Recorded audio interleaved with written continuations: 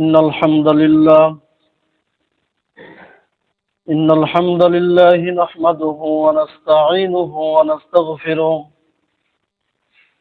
ونؤمن به ونتوكل عليه ونعوذ بالله من شرور أنفسنا ومن سيئات أعمالنا من يهده الله فلا مضل له ومن يضلله فلا هادي له ونشهد أن سيدنا وسندنا وحبيبنا وحبيب ربنا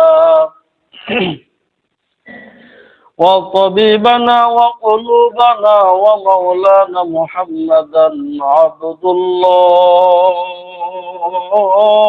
ورسوله الذي أرسله بالحق بشيرا ونذيرا وداعيا إلى الله بإذنه سراجا منيرا فقد قال الله تعالى في كلامه المجيد وفي فرقانه الحميد জবান খুলে পড়ি আউযু বিল্লাহি মিনাশ শাইতানির রাজীম বিসমিল্লাহির রহমানির রহিম وقضى ربك ألا تعبدوا إلا إياه وبالوالدين إحسانا إما يبلغن عندك الكبر أحدهما أو كلاهما فلا تقل لهما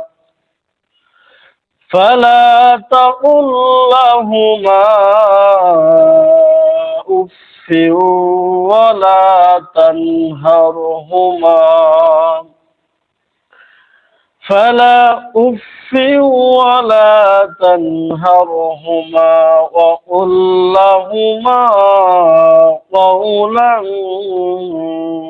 كريما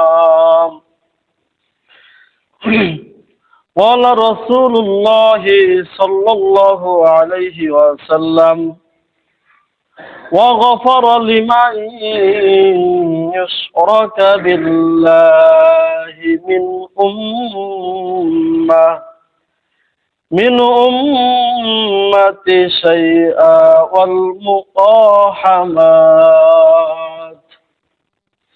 إن الله وملائكته يصلون على النبي يا أيها الذين آمنوا صلوا عليه وسلموا تسليما اللهم صل على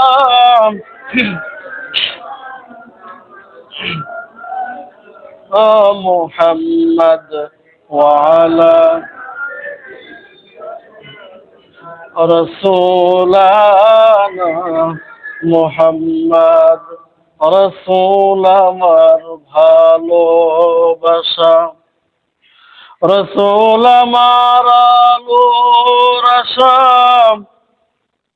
রসুল আমার প্রেম বিরহে মূল আলোচনা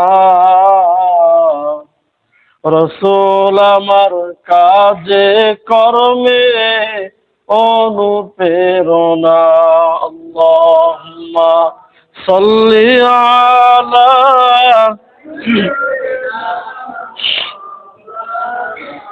মুহাব্বতে পড়েন ওয়া আলা আলি সাইয়্যিদিনা رسولنا محمد لا إله হয় না, জোরে সুরে পড়েন লা ইলাহা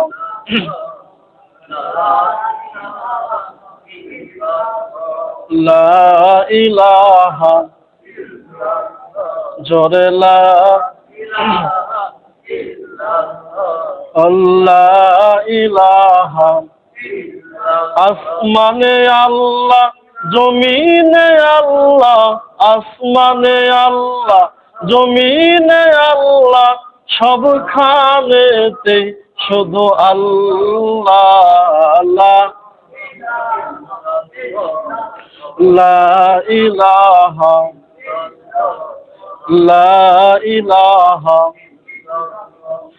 লা ইলাহা ইল্লাল্লাহু মুহাম্মাদুর রাসূলুল্লাহ সাল্লাল্লাহু আলাইহি ওয়াসাল্লাম।